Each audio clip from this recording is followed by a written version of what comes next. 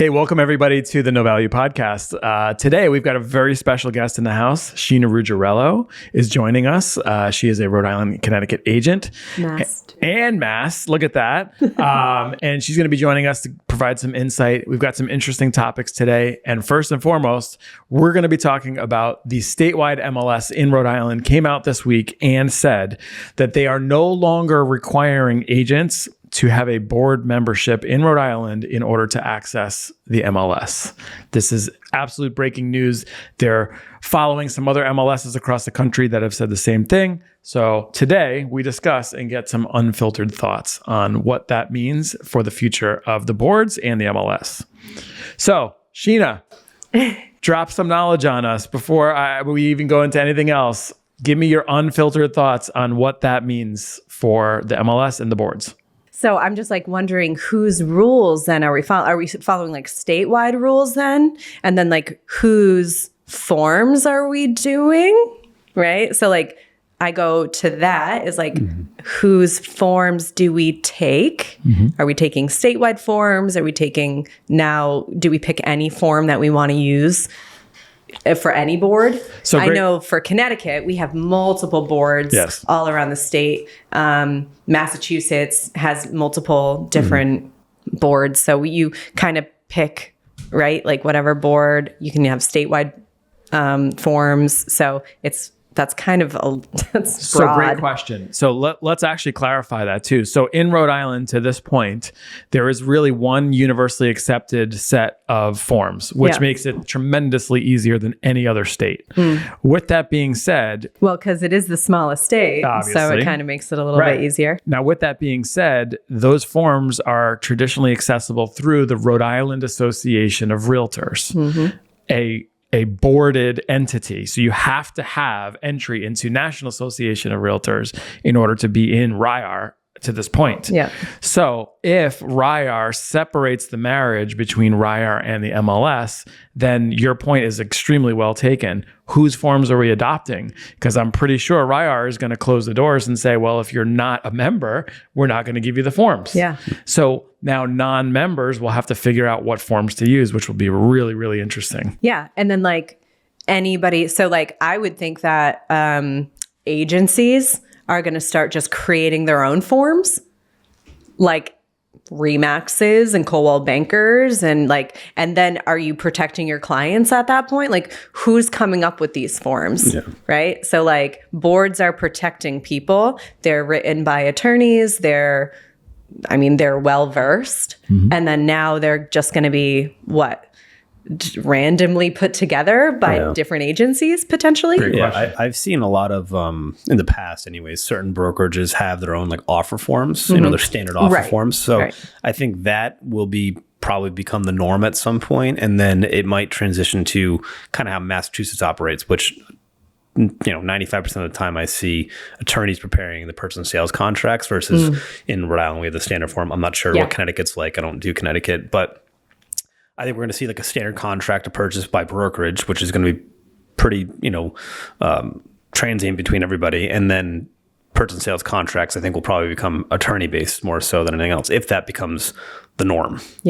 So that's a good point. So in Massachusetts, which we can draw to, MLS PIN, which is the most commonly used MLS system in Mass, they are a non-member based MLS as well. So you do not have to be a board member there.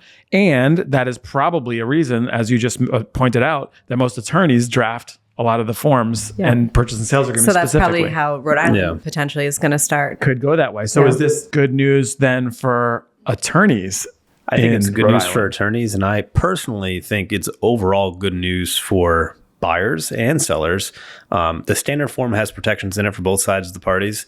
I think a lot of buyers, just clients in general that are in the transactional process of real estate, they want that extra extra level of protection. And a lot of times, even though they're standard forms that we've used hundreds of times, buyers still want the stamp of approval from their attorney saying, is this okay to sign?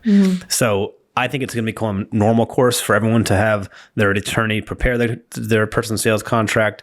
And I think it's going to end up, I like to process in Massachusetts better personally than Rhode Island, because a lot of times we're talking with the attorneys anyways to get their approval. And I think it's just going to be a better process overall, personally. That's interesting. Yeah. What does this mean? What do you think this means, or what is this an indicator for NAR, an association of realtors, on a hyper local level, but also on a massive, scale? What's the impact here for that? I mean, I don't want to say I've never thought NAR was like, yeah. I hate to say anything like that, but you feel like you're not really sure what you're getting out of what you're paying for.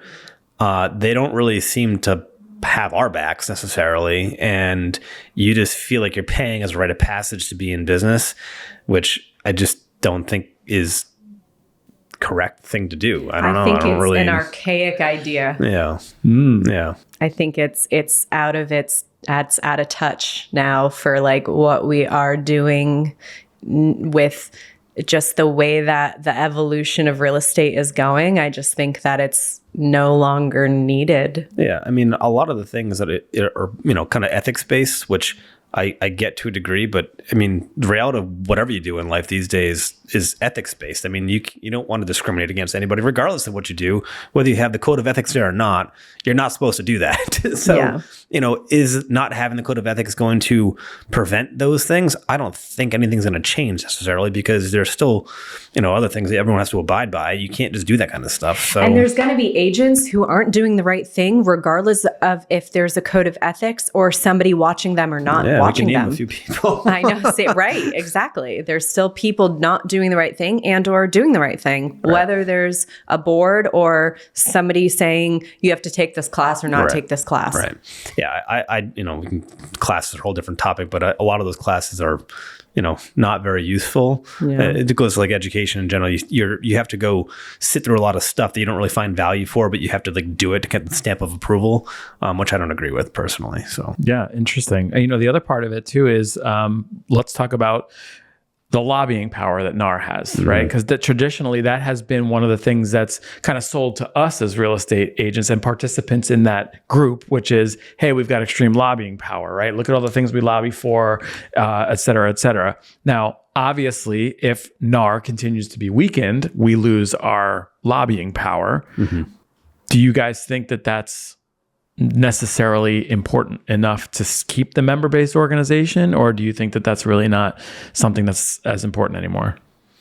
To me, I've never been super heavily involved with NAR. I've just kind of abided by what I'm supposed to abide by and kept my business moving along. So to me, it doesn't really have any impact on anything, but I've never been involved at a super high level to really speak on that. So yeah, I'm like just neutral about it. I don't really have any feeling about it at all. I mean, from a lobbying standpoint, what do you think is a benefit of having it? Well, there have been. I mean, if you look back historically, there are pro-consumer things that have happened out of lobbying power, right? For sure. Even buyer agency was a NAR initiative, right? Based on the need in the marketplace for protections for buyers. And so to this point, now there's still some people that think buyer agency is archaic in its own right and shouldn't exist. And obviously there's been some attacks on buyer agency recently, right? But ultimately that was a NAR lobby. NAR also lobbies for other things, for certain initiatives, pro development and things like that. So there is a lot to it. And I do think that personally, I know I posed the question to you guys, but I do think there are some benefits to the membership organization being able to lobby as a whole when it comes to the political side of it. But I also think that the way that it's been forced upon us to be a member of this without the explanation of those benefits doesn't seem to make sense. Yeah. I don't disagree with that. I feel like we should have more of an option, like, or at least like an explanation of what it is a bit better, I just think if NAR ceases to exist tomorrow, does the real estate transaction change at all? No. Right. That's what I don't really understand. I know they were pro buyer agency, but if they just close the door tomorrow, buyer agents are still going to exist. buyers need an agent, and sellers are still going to accept offers from agents if they don't have anything else to choose from. I just don't think if they're not around, I don't see how the transaction change at all. Got it. So one other wrinkle I want to introduce into this, which is an interesting point, because as a broker now, look at this guy dropping his phone all over the place. This is a good time to point out the fact that we've kicked Albert out. He's over there in the corner. He's hanging out with Mason. Do you want to come and sit in? Yeah, just come over my shoulder. Do you have a piece? Just come and bring a chair over. So one important wrinkle to this that I want to also introduce with my broker cap on, right? I was kind of reading more into this the other day when they made that announcement. Now, if you're at a brokerage where the broker of record maintains a board and or NAR membership, then each agent has to maintain a NAR membership as well. Has to. Why? They cannot be at that brokerage under that broker if that broker is an NAR member. Why though? That's the current law. That's what it says. So we, as a company now, I represent Real in Rhode Island and Connecticut, right? We cannot bring in an agent into Real that is a non-NAR member at all. That's a guideline, right? That is actually it's a mandate. That's not a guideline. Right. As we know, Real has followed the guideline that you should be boarded in each state that you practice in. That's a guideline that I've recently been able to work out the kinks on. And as you know, in practice locally, that doesn't happen. Right. So we're not necessarily going to have to do that. Boarded. Well, we'll get to that. But you are boarded in Connecticut. Connecticut, yeah. But long story short, from a position of knowing what I just said, do you see opportunities for other non-boarded agents and or brokers to make moves now that this has happened? Like, what's the outcome of this? What's the opportunity in this for those people that are not going to choose not to be boarded? Yeah. I mean, first thing is, if you get a license from the state to be able to sell real estate, why can you not sell unless you're on a board now? The state's already given you a license to do it anyways. So why is it an extra layer? I don't understand why that even exists in the first place. And as to opportunity, I mean, what is the opportunity that they don't have now? I mean, if you are at a broker, just not on a board, you can still sell. All right. Well, let me ask you this. I have an idea in my mind, right? Let me ask you what you think of it. Let's just say Johnny Broker, that's currently at some other brokerage, decides, you know what? I'm dropping out of NAR and I'm going to go open up Johnny's brokerage. And Johnny's brokerage welcomes all non-boarded agents because you can still practice your business. You can now still get into the MLS and there's no reason to be a member of a board. Do you see that happening? Yeah. And I think that there are going to be some people who are going to be like, middle fingers NAR, I don't want to be part of this. And then they're going to be like, well, my brokerage is part of NAR and now I have to be part of NAR, but this brokerage isn't part of NAR and I'm not happy with NAR. So now I'm going to go over to this brokerage. Yeah, I think you're going to see a lot of people, especially people that are not in like any kind of real production, drop to some place where they don't require that because they're going to save $800 a year like that. So, I think that might keep licenses around for the onesie twosies. Or zeros. Yeah, or zeros. Yeah. Yeah, it's an interesting question, right? And an interesting conundrum because I do think that there's opportunity there for that type of, charismatic leader to be the first one to say, you know what, F it, I'm dropping out and nobody else needs to do this. Or like a small town brokerage person to say, I'm going to open up a small town, agency. Very interesting point. I was literally thinking that. Yeah, go ahead. Come ahead. I'm jumping Where am I on this one? Okay. We're going to cuddle while we talk about it. Yeah. All right. So he's just going to squat. So this is, I'm listening to you guys and you're spot on with everything. But here's one. Thank you so much for that. No, I just think you guys, this is probably the most important part on this whole conversation. You mentioned lobbying, right? What if Zillow, Redfin, now Rocket Money, Compass are actually lobbying for this to happen. Robert Refkin, the CEO of Compass, is out loud actively saying that he doesn't believe in the way NAR is structured right now. What if Compass says, oh, we're not going to be part of NAR anymore? What happens is it allows those companies to play with really no limitations on the marketplace.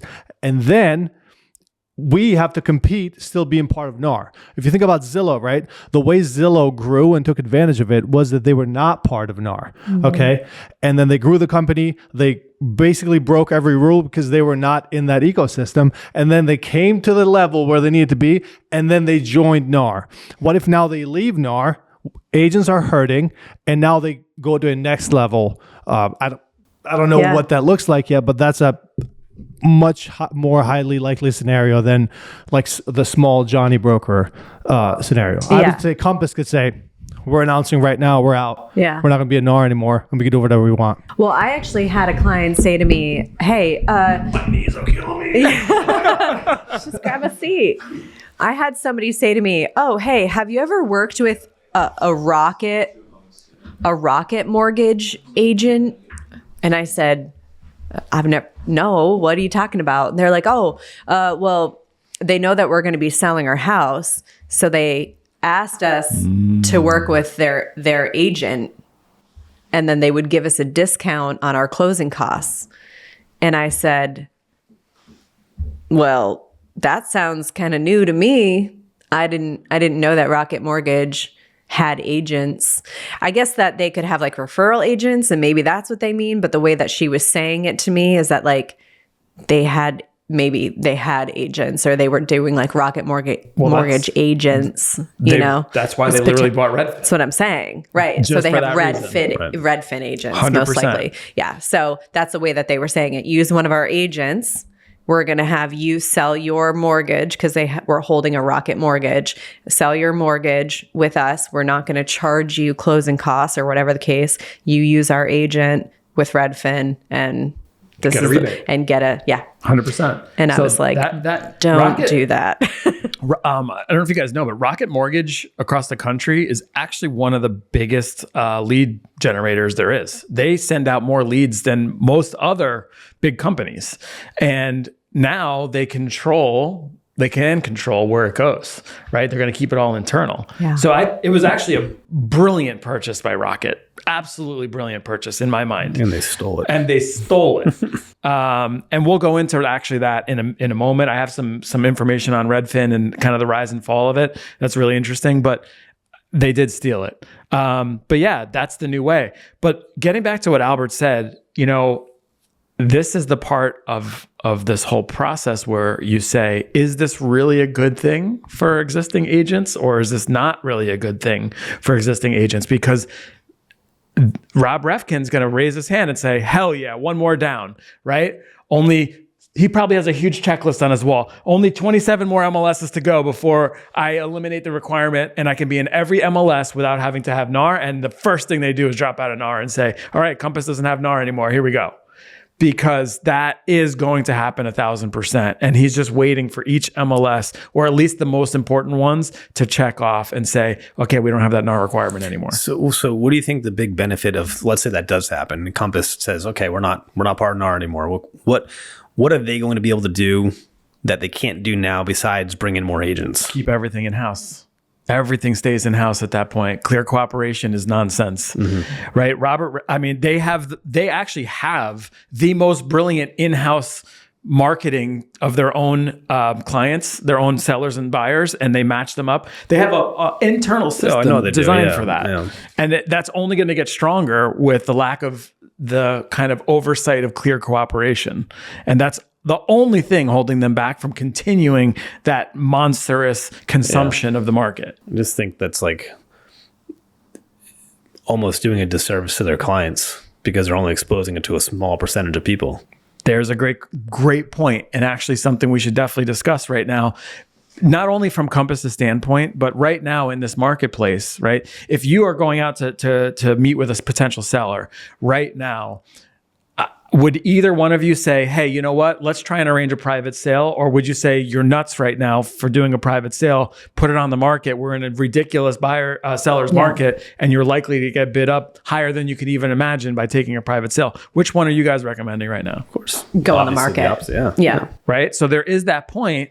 Now, I always argue if a seller's happy with a number, they're totally entitled to do it. Sure. But yes, maintaining it in its own private network has its pros and cons, because the other part of it they can offer to those potential sellers is not only a discount, but also, hey, this is going to be an easy sale. We keep it off. It's private, so nobody has to know about the fact that you're moving or selling until the day you move, right? You don't have to worry about open houses. You don't have to worry about prepping your home. We just have everything all taken care of. It's all great. We even have we'll even help you move, right? They're becoming that one-stop shop because they have buyer control. They have seller control. So it's not just Compass. There are other brokerages that have that capability. It's just that Rob Refkin has come out and said, this is going to be our competitive advantage. Right. So yeah, it's fascinating stuff, and it does run way deeper than the surface level that many agents will interpret it by. But this is another step in a direction. Right. What that direction is, we can't tell yet, but it's deep. It's deep. Like a layer of, it's like onion. It's just like layers are going to keep peeling, and 100%. Things are just going to keep getting exposed. Now, what if Zillow does the same thing? Yeah. Yes. Zillow says, okay, we're not part of NAR now, so now we pick and choose who lists their houses on our platform. Yeah, I think you as an agent can just list your house on our platform. We give you an extra fee or whatever, and you don't have to list it on MLS. If you don't list it on MLS, and if you just list it on our platform, you get more exposure. Because they can do whatever they want now, because they're not they're not limited by the regulation anymore. Yeah, I think that's going. Sorry, I just want to get this in before I have to go. I think that will change how Zillow operates too. I think as opposed to you're paying per zip code for leads, they're going to have their own agents in house, whether it's in a certain amount per state, that are just taking a huge amount of business and saying, all right, we're going to be on a 30-70 split and paying Zillow, but you're getting a whole bunch of leads. Zillow might change from that pay to play model to a brokerage model too. Well, so anyway, I gotta go. They're already a hybrid of that now. Yeah. All right, we're tagging them in. Tag. Here we go. Okay. All right, we're tagged in. Let's kick this up now. Let's go. Bye, Brendan. All right, go ahead. So it's weird having you on this side of me. I'm always looking at you over Do here. you want to switch? How are you feeling? Actually, I do like the mic this side. That's good. That's good. All right. Well, let's continue. Let's pick up that point. You mentioned Zillow. What if Zillow follows with this and says, hey, you know what? We're going to pull out an R, right? What are the implications of that? Look, Zillow has already continued their hybrid away from a pay for play and a monthly pay model towards kind of preferred agents that they work with and send all their leads through the Flex program. Yeah. I've actually understood recently, I met with a big Flex team, and what they're doing now is they're allowing their Flex teams to go and expand into other markets, which was really interesting to me. So for example, I met with a team leader who is in the New Jersey market. We were talking at a convention and he said, hey, I can expand into the New England market with Flex. I just need a good team or a bunch of individual agents that I know I can serve business to, who are willing to pay the referral fee off the top and et cetera, et cetera. But I can expand and turn on zip codes in that area as a Flex team leader, which I thought was fascinating, because I said, wow, now Zillow has turned the Flex teams into salespeople for buying zip codes, which is brilliant, absolutely brilliant. Yeah. And they still get the same cut. It's still the same 40% off the top. They don't care what else happens after that. Now for the service agents, you do the math, they're working for 25% net. There's like no way, and that's at a real with a decent split. Yeah. So, but there will be agents that will want to service at 100%, right? Yeah. And I'm not saying it's a terrible idea. A newer agent doesn't have a lot of business, has some skills, wants to really build their database. brilliant. Yep. Go for it. That's how some people need to start. 1,000%. I did. Yeah, I did too. I did. Yeah. 100%. I think that's going to happen. And I think what I think is happening this last year and this year, I think it's just a great realignment of the entire industry. And it doesn't have anything to do with real estate agents. We're just caught up because we think it's all about us. Yeah. We are just Pawns. pawns on the chess. That's all we are. We don't matter. I hate to say it that way. We do, but we don't. We do as a collective because we're the ones who are on the ground and doing the deals and all that stuff. But it's the brokerages and the big companies that are making these mega moves that are going to completely shift the market. What do they know? They know that in the next 5 to 10 years, half of the agents that are currently in the business are going to be out of business. They know this for a fact. They know that sales are not going to increase at numbers that they were between 2018 and 2020. They also do know that. Also, companies like Zillow know that they are losing money, and they know that they have to make certain moves to stay competitive and stay in the business. Same with companies like Compass, right? So if they are able to be removed from NAR and they don't have the burden of regulation anymore, they can do whatever they want now. Yeah. They can literally do whatever they want. And I would argue that that's going to be better for the consumer than the way it is right now, because the way it's clunky right now, it's like you're limited into what you can do. But imagine because now you're as good as your innovation. Now you're as good as how intelligent you are. That's all you are doing now. And if you come up with a better innovative way to put a buyer and a seller together, like you said about Compass, that they did that, respect, right? Do it and don't keep it internally in the brokerage, right? Because then you can say, you know what, in our brokerage, if the deal is within our brokerage, we're going to give you a 4% commission, and if the deal is outside our brokerage, we're going to do a 3% commission. And you can post it you can do whatever you want on your website because you have nothing is stopping you anymore. Mm-hmm. So I think all these, I really think this year is going to be. I think this is just the beginning with these breaking news. Much more, I think, is coming.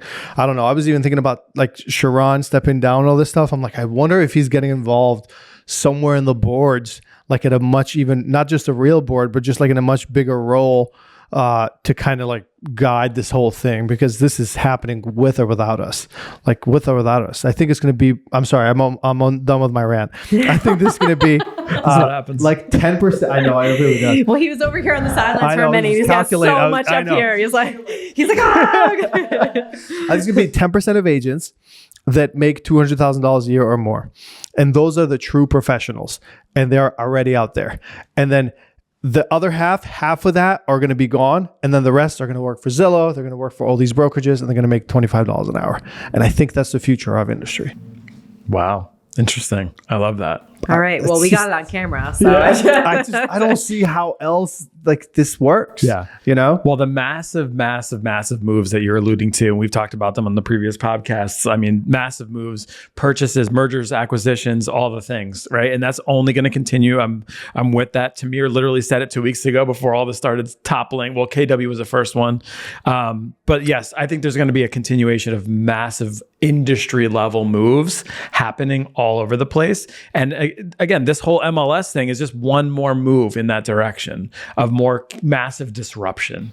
I don't know if it's all going to happen this year, Albert. I think it might take a year to two to get going, but I think your ideas are going in the right direction, where I think you're not wrong. I think it is going to start heading that way, but it's going to be, you've got the lead people, and then you've got the bottom feeders. Yeah. And then it's going to be there's not going to be separation, a lot. Yeah. To the point where brokerage is almost not going to be able to afford to keep both. And there's going to be the lead people are going to decide what brokerage they partner with. Mm-hmm. Okay. What are they offering me? It's really going to be like that. And then the rest, I was just talking to an agent. He works for Redfin, and he was like, "Oh man, it's great. I make good money. I get a lot of leads. They give me insurance and all that stuff." And I'm like, yeah, that sounds really great for you. If that was me, I'd just get a regular job. I don't want to drive around with my own car showing houses for a W-9. To be a W-9 employee doesn't make sense. But there's a majority of agents should be that. Right. Well, because they're probably coming from a regular job and they're like, oh, well, this is like, I'm like out and about doing things and this feels good. And, and then I can like pick up my kids when I need to and then like go back out and like do my thing. And, so that feels like a cooler job than sitting at a desk, but they're still making the same money. They're still getting a W-9. They're still getting, sort of those normal job looking. Still working for the man. They're still right. Exactly. Yeah. Think of DoorDash, Uber. Yeah. Like that's what half of real estate is going to become that. Yeah. Interesting. It's going to be that. It's the DoorDash and Uber of real estate. Yeah, I mean, Redfin and Zillow are already doing it. Like you said, I was literally thinking as you were saying, I'm like, these flex teams already work for Zillow. They just are being sold this dream that, we were doing so. Like they literally depend on Zillow to sell and they make less money. And now they're just addicted to that, those leads coming in. So the way that they've worked it is Zillow gets their 40% referral fee off the top. Right? So that leaves 60% of whatever the negotiated commission was left. Then from that level, there is 25% that goes to the Zillow Flex team. Right? So that is so much. So 25% of the 60%. So 15% overall of the gross. Right? So now we're down to a 45%. Right? Then you have your brokerage splits. So whatever that is. So if you're at Real, it's 15%, right? If you're at some others, it's 20, 25, 30%. Or more. Never mind if you're on a team. If you're on a team, then there's the team leader split. Yeah. So literally you're working for 20, 25% at the end of the day to do it. But there will be a line of people that will do it and are interested in it. 100%. So you, at that point, it's funny. I had someone say to me the other day, I'd never pay a 30% referral fee for a lead. And it was a seller lead. I said, you're absolutely insane. I said 30% for a seller lead, I would pay all day, every day. Oh, yeah. Because show me another place where it's not worth 30%. Show me another agent that wouldn't kill you to take that opportunity, right? A 30%. Seller lead especially. Absolutely. Yeah. Right? And if you look at Zillow, 40% on a buyer lead, guess what? They have probably 75% of the agent population that would say, great, give it to me. Isn't that crazy? Absolutely. It's and crazy. that's only going to continue as well. So really, it's fascinating. This is all fascinating. I want to jump into one of the specific topics we've been discussing, which was the rocket acquisition of Redfin. Really interesting study. This is Mike Del Prete, who does a really, really amazing industry analysis. He did it. This is one of his latest emails. It just came out. It said the Redfin experiment is over. Okay. And it's got a growth chart here, which is cool. Maybe we'll throw this up on a graphic. But if you look at Redfin, they went public 7 years ago. And in 2018 or end of 2017, they went public at like $21 a share. And if you look at the position, they grew to almost $100 a share. They were like $97, $98 a share. Yeah. And then they sold out at 11 and change a share, right? So the rise and fall of what that valuation was. I think I know you guys said they got him for a steal, but I think it's a fair, if you think about it, it's been fake money for like 4 years, right? So let's talk about that. It's just inflated. Like it was not real value. Let's talk about that. Because it started off high.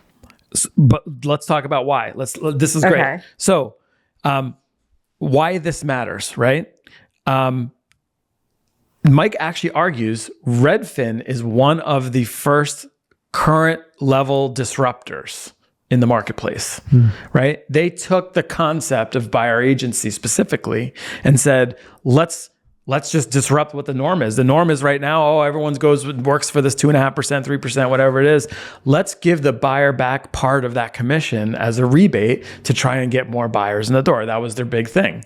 And that's how they started. And it was a disruptive model. Now, we as agents hated it, right? We're like, this is terrible. Why would you do that? You're just leading the pack on being a race to the bottom, right? Value type of agency. Well, but let's look at some of their numbers. So Redfin was never really profitable.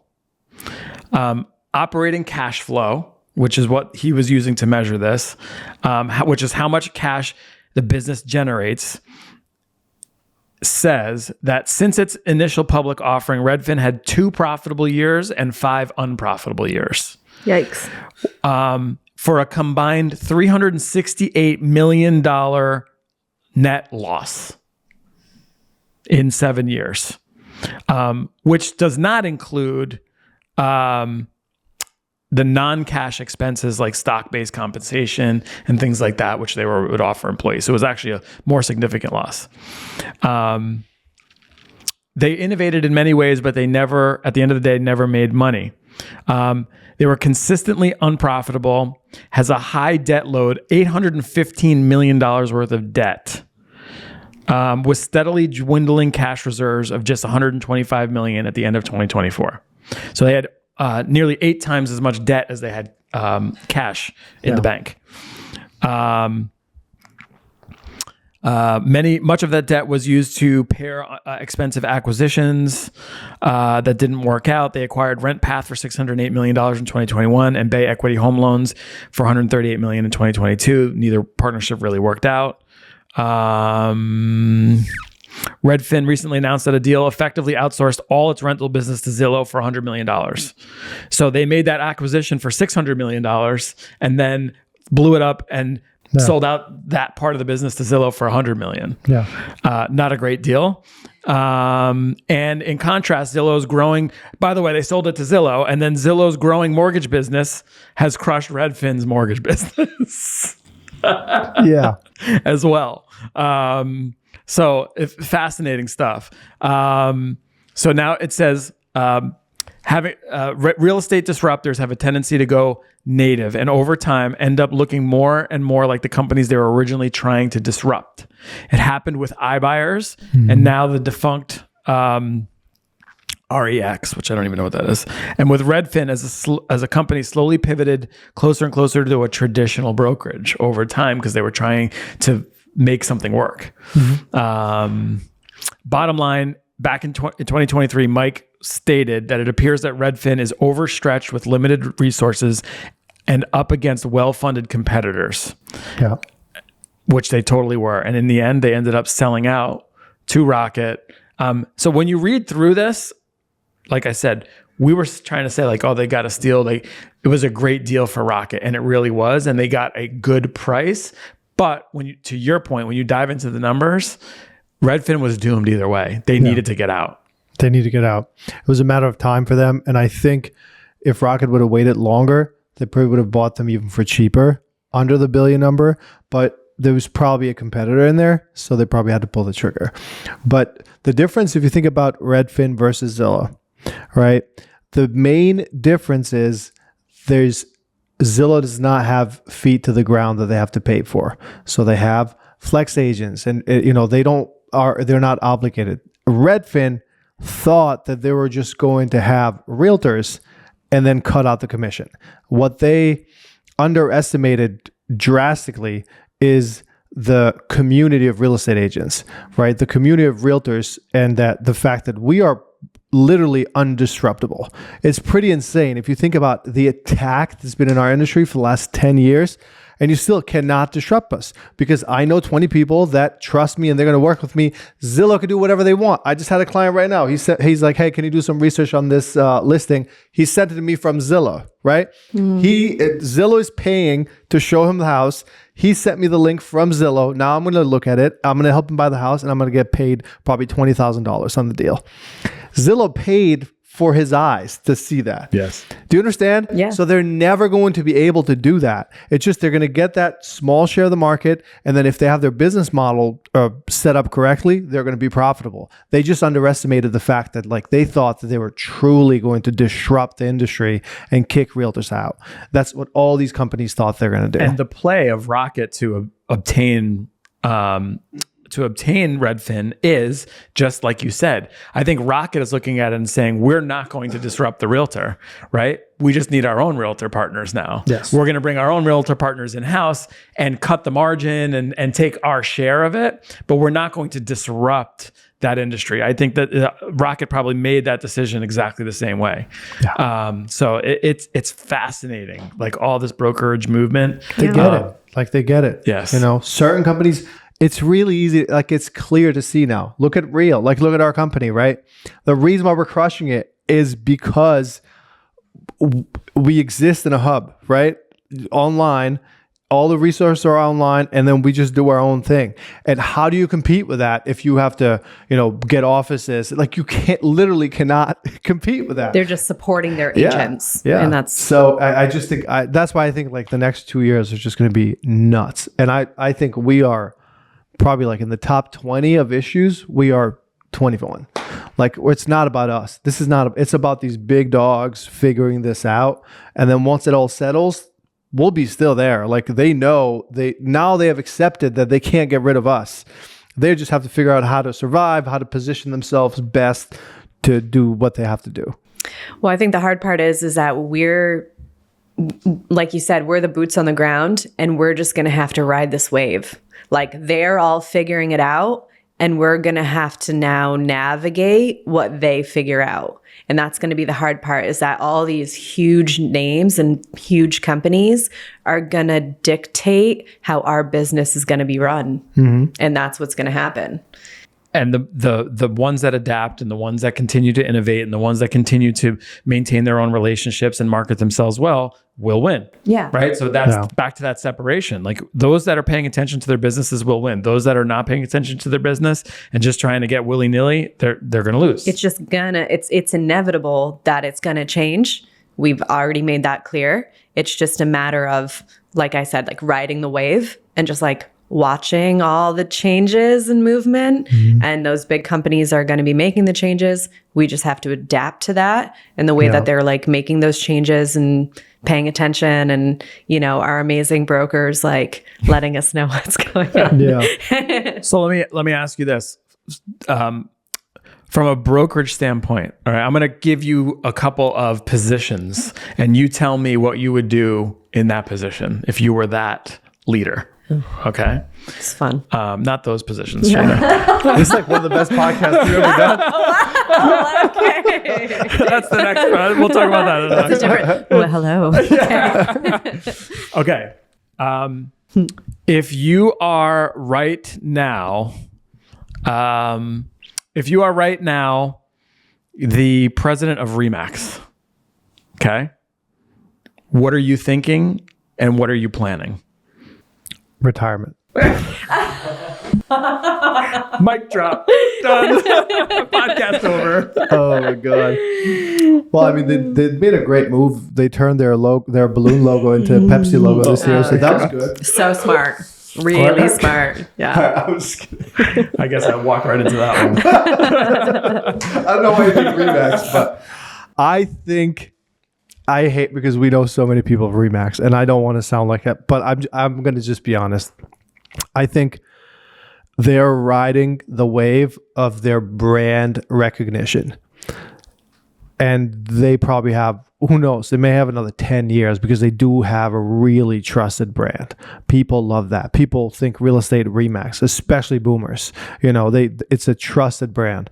But as far as innovation, unless they are, which we know they're not because they don't have a lot of money, unless they're in a position to purchase, do some sort of crazy acquisition, they are inevitably going to slowly but surely start getting smaller and smaller through time in the next 5 to maybe 10 years. There's no other way, because they can't compete this way. Especially, the market is going to continue to shrink. Like, this is not getting better, right? Mm-hmm. The sales side. So I think that's what happens, and I think they're still going to be strong because of their brand recognition. Interesting. All right, I'll pose one to you now, Sheena. If you are Leo Pareda, top exec at EXP. I wish you would ask me that one. I know. All right. Reverb. No, you go ahead. I don't. Okay. Go ahead. You got Well, think about it from a cloud-based brokerage model, right? Sheesh. They have, nearly 100,000 agents, right? Yeah. So what does this opportunity or landscape look like for them, for a cloud-based brokerage? Where are the opportunities or fears, or what's the SWOT analysis there? Geez. Well, so, I mean, honestly, so in terms of like what's happening in the future, in terms of like the Where do they NAR go? situation. What do you do, right? What do you do at this moment? Seeing all the landscape of what's happening, like what moves are you making to put EXP in the front? He has such a big head. It's so difficult. It's so difficult to say. Yes, I've created a masterpiece of shitting on other brokers. Such a big head.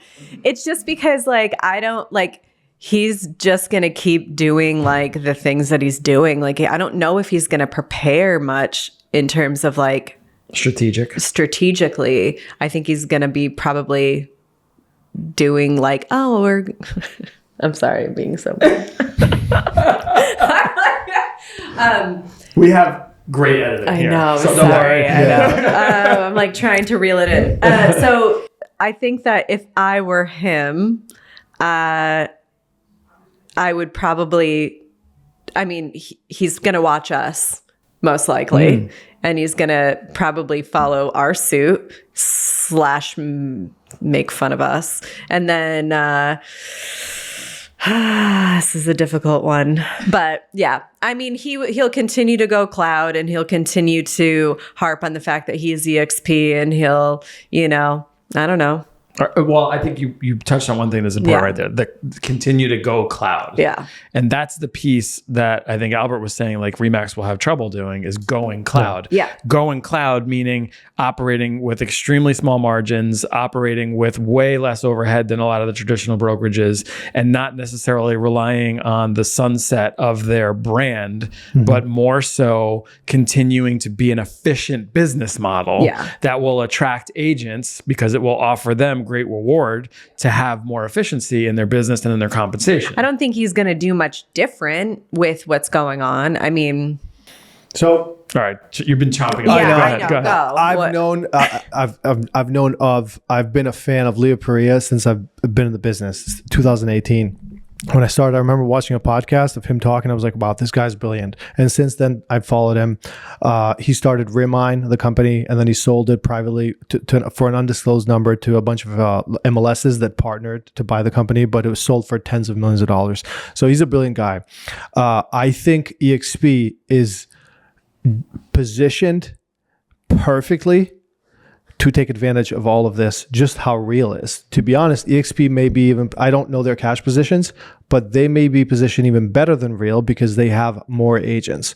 One thing that you said that I agreed with is that what I would do if I was him, I would see it, what is real doing that is working here, right? Like tech, right? Yeah. And then just go hire the best tech people and start building your own tech at the company as well.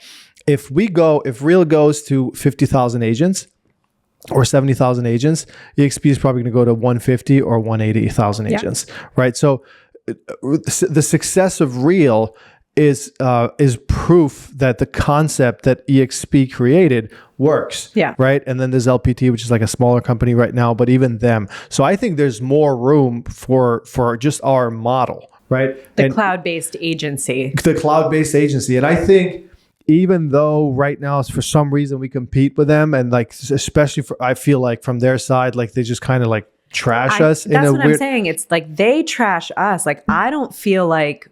I think in the beginning, I don't think we really had an issue for a while anyway, until there was some. Because we were not as relevant as we are now. But I think both the companies are going to continue to grow. And I think they're probably in a better position to make a major acquisition. And then another thing that they can start now doing is they can start acquiring teams, kind of like the Compass model, right? So they like Spring, right? She went from Real to EXP, and they can start doing that, not just with Real teams. I'm talking teams all over. They literally can cut $1 million check and say, come over. They know they're going to make that. Like they know they're going to make that money in the future. So I think they're going to be here to stay. And I like him. I think. I don't think they're going anywhere. Yeah, I definitely don't think. What I don't know in terms of them changing due to any NAR stuff or anything that Redfin's going to do or anything. I don't think that they're going to change or do anything. Is I guess what I was getting at. I don't think he's going to change anything.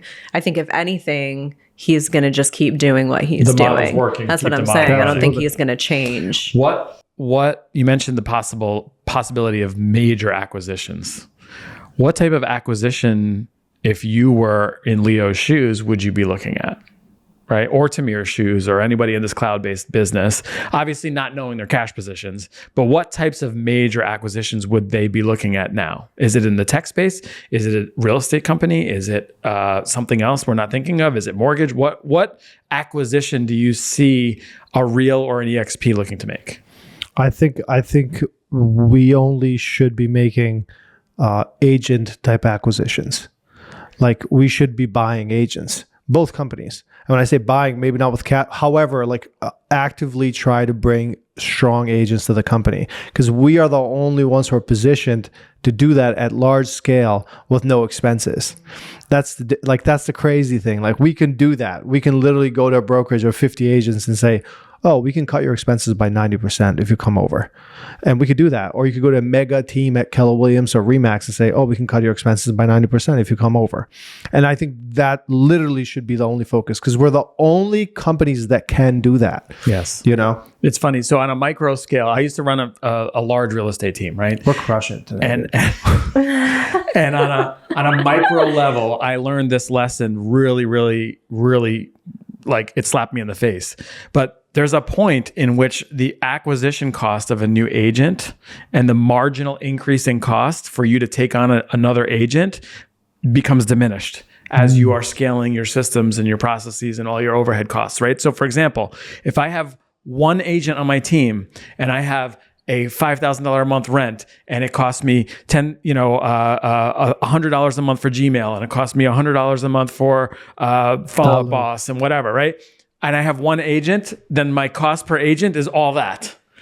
Then I bring on a second agent, and instantly my cost is cut in half. Mm-hmm. And then if I get to 4 agents, it's half of that, right? And it continues. So when it gets to the point of a diminished expense and my cost per adding an agent becomes nearly nothing because I have all the systems and processes and everything at scale, that is where you can start to make money. Correct. So like on a team leader level, the most efficient teams that I've seen do this is you need to have get to 10 plus agents to start to really scale having a diminished cost of adding those additional agents and start actually getting money, like profiting more, right? On a brokerage level, Real, EXP, they've figured out what their marginal cost is to add agents. And to your point, at this point, it's nearly nothing, right? Because they have everything, all the tech's built out, everything's built out. So now I agree with you wholeheartedly. It's the time for these companies to be attracting agents at a immense scale. Yeah. Because yes, they are positioned to take over the aging brokerages that can't keep up with tech, that are going to be hemorrhaging agents. And they may go that Redfin path where it gets to the point where they say, we just need to sell before we sink. And that's where Redfin was going. And I have a feeling some of these other big box brokerages are going to get to that point as well. Yeah. You look at last week, there was a rumor that Berkshire Hathaway was looking to sell to Compass. Yeah. Right? Which it's funny. I have an agent at a Berkshire Hathaway in a state, and she was like, "Oh no, it's false. It's false." They came out. They said it was false. Bullshit. Not false. You can't tell me that they weren't sitting at a table talking. There's no way. Yeah. Because I think those types of companies see the writing on the wall. It's coming, right? And especially Berkshire Hathaway. Just for a second, I mean, you know that Berkshire Hathaway Home Services of America, their real estate arm, is literally less than 1% of the value of the entire Berkshire Hathaway brand. Literally less than 1%. At one point, they were the number 4 largest brokerage in the world. And it accounts for less than 1% of the value of Berkshire Hathaway. It's crazy. Wow. They don't even have their own arm of the company. They are under the energy sector of Berkshire Hathaway. Oh, so you're talking about Berkshire Hathaway brand. Warren Buffett. Yes. Okay, got it. Yeah. Less than 1% of the value of Berkshire Hathaway is their real estate. And they were the 4th largest real estate brokerage in the world. That just goes to show you how insane Warren Buffett is. The only reason this hasn't sold yet is because it just hasn't come to Warren Buffett's desk yet. Yeah. He's like, what are we doing here? Hold on, let me drink my Diet Coke. I forgot to sell this. He's like, hold on a second. Wait, hold on. Wait, Yes. what? 1%? Oh, yeah. Okay, let's let this go. They had, I actually learned this from Gino, who their CEO of Berkshire Hathaway Home Services America, Gino Blafari. I love that guy. Who is brilliant. He's awesome and a super nice guy. I never forget. He said, he goes, oh yeah, we fall under the energy sector of Berkshire Hathaway. It's like, Unbelievable. like it doesn't even make sense. But yes, as the world's fourth largest broker. So, but anyway, they are going to see the writing on the wall probably faster because it will reach Warren Buffett's desk and he's going to say, yeah, this doesn't make sense. Get rid of it. Yeah. Right. And he will have that. Whereas some other brokerages where that's all they do, they're never going to have that. Their pride's going to stand in the way and say, oh, no, we can turn this around. We can make these investments. Yeah. We can do this. We can do that. We'll see how that goes. Yeah. But yeah, it's fascinating. And I love the disruption. Oh yeah. Like I'm enjoying all of this because at the end of we're the in the day, right side of history. That's why. Yeah. we're on the right side of history. And at the end of the day, we know we are undisruptible. You said it. Yeah. We are undisruptible as agents. I actually like when agents shed out of the Oh, yeah. Sure. I'm like, yay. Yeah. Like things More are for you. happening because like all those agents that are bad and like not doing things, it just like gets them out of the way. That's it's for just sure. like, I just can't, Yeah. I like can't wait for it. Yeah. I'm like, I think Absolutely. 70,000 last year didn't renew their license. it was so nice. So it's gonna keep getting worse. Absolutely. Or I better, hate it, but well, yeah, for, in a sense. not really. Like because agents leave the business, it doesn't mean that we sell more houses. I'm not That's the saying other it's thing. no, but it's You know? also like it's like trimming the fat. Yeah, yeah, You know what yeah. I mean? It's like, and I'm not saying that in a positive way for us. I'm just saying it's still okay. So for instance, can I tell a story really quickly? Okay, Well, so we got to go to our story mics. Hold on. okay. This is I'm going to tell a bad agent story. Okay. So this was just a couple weeks ago. So Albert's going to get his phone out because he's like, all right, I don't want to listen to what a Sheena story is. Here we go. That's all. Okay. So I had a big weekend because I flipped a house and I had it listed that weekend. So I had my sister agent, Caitlin Pannone. I said, I have another listing that I had that come up this weekend. And I said, please, will you do an open house for me? Because I have my flip that I'm doing an open house on the same day. And I didn't want my sellers to. So I said, please do this open house for me. So number one, big friend of mine, good friend of mine, I knew was taking care of it. And I knew was responsible on top of it. Right. So the next day, I get a phone call pretty early in the morning, but I'm at a showing with another client, and I get a phone call from I'm getting multiple phone calls, and I'm looking at my phone and I'm like blocking them, right? Because I'm with a client. And then finally I'm like, I'm so sorry, excuse me. And I answer the phone and she's like, this is so-and-so agent. I can't get into your lockbox at 21 John Street. And I'm like, oh, okay, well, this is the code. Okay. I don't know what to tell you. And she's like, I'm doing that code. And I'm like, okay. She's like, are you close by? And I'm like, no, I'm with a client. And she's like, well, can you come here? And I'm like, I'm sorry. I'm with a client. I don't know what to tell you. I'm so sorry. I don't know what to tell you. So she hangs up on me. 10 seconds later, another phone number comes up. It's her client who's with her, also called me. And she's like, hi, I'm at your house. We can't get into your lockbox. And I'm like, what is happening right now? And so I'm like, your agent was just on the phone with me. What? I'm like, oh my gosh. So then I get off the phone and I call Caitlin. And I said, was something wrong with the lockbox? Like, did you put the keys back? Like, did you change the code? Like, I don't like, what happened? And she's like, no. And because that was the last thing that had happened was the open house. And she's like, no, like it was, I mean, it didn't, you put the code in, it didn't fling open, you know, you have to. And so anyway, the long and short is that she didn't get into the house. And then an hour later, I had another showing and I called the guy and I said, hey, did you get into the house? Or, you know, the lockbox might be tricky, like watch out. And then he called me, I was like, no, it was fine. Everything was fine. We got in, it was great. So I texted the lady and said, hey, just by the way, I gave his full name from his brokerage and said, so-and-so from Coldwell Banker got in just fine. And she didn't respond. An hour later, another agent went into the same property, texted her again, said, also, so-and-so from this brokerage went in. He got in just fine.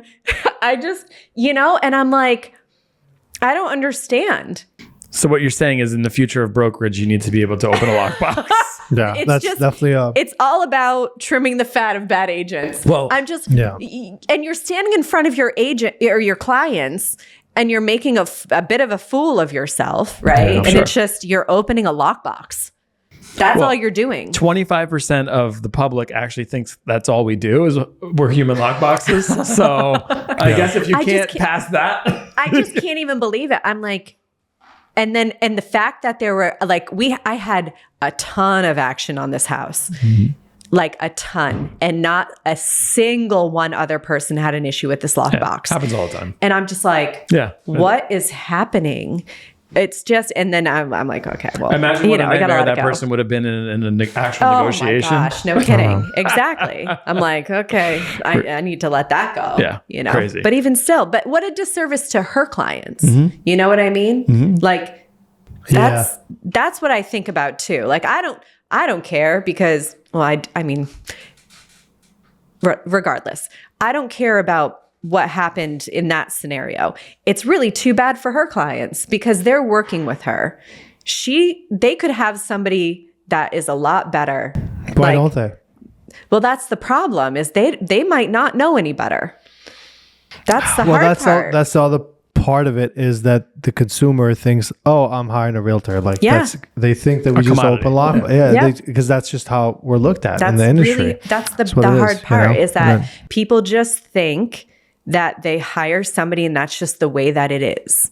Yeah. And like and I think of this about other agents that I know in the area that are so bad and people just continue to use them. And I'm like, how are they getting business still?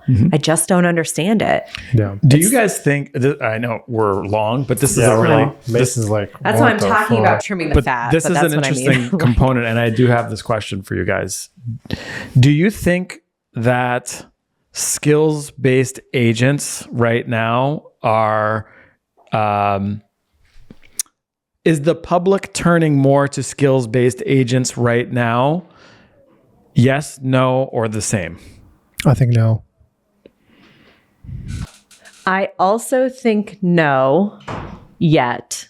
I think that it will come to a point where people are going to start, you look at the way that people are starting to do research on the internet, right? Well, people have started doing that already, but I think that the way that technology has changed just in our lives in general, in real estate, it's starting to really take off, especially in social media and things like that. People are going to start seeing how active we are in our social media, in our videos, in our like any of our professional daily activities, any of our stuff, reviews and anything. Right. So the more that we have out there about us and the way that we perform in general, and it doesn't necessarily have to be a review. It can be just like our videos, our things on our pages. I think that people are going to start trusting us and seeing our things and then maybe going based on that. So I think, I'm going to throw a wrench in my own question, but I think in the short term, in this marketplace in 2025, I actually do feel a little bit more of a turn of the consumer looking for a higher skill-based agent, because I think the market condition is calling for the fact that agents are hungry, and specifically sellers know that they have a valuable commodity, and they are interviewing more agents. They are looking for skills-based people. Maybe not buyers, though. Correct. Yeah. Absolutely. And maybe that's the dichotomy. We have to go that deep. But I do think sellers right now, from what I've seen and experienced personally, are doing more due diligence, are looking for more skills-based agents, are more interested in a systems and processes and strategy conversation versus who you know or how long you've sold or whatever. They want to know more about, okay, how do you demand a result and how do you guarantee that result? And what's your social proof behind that? I think that has become more important in this year, maybe even this last year and this year, than before. Now, when the market shifts, if and when the market rebalances and shifts and maybe even moves towards a buyer's market, maybe that changes over the long run. But I do see consumers looking more for that skills-based agent, and I am curious if that continues through the disruption that we were just talking about, or if it doesn't. Now, as Brendan alluded to earlier, he has a relationship with, he's got 600 people in his database that he has a relationship with, and those people. Now, he's probably, if they're going to transact, there's probably a 90% chance they transact with him. Yeah. And that's just a fact because if he has those relationships. I think it goes to the level of the sophistication of the client. Yes. So I think if you're going over $1 million or $1.5 million, those people are interviewing multiple agents. They really want to know about your marketing plan, your strategies, your systems.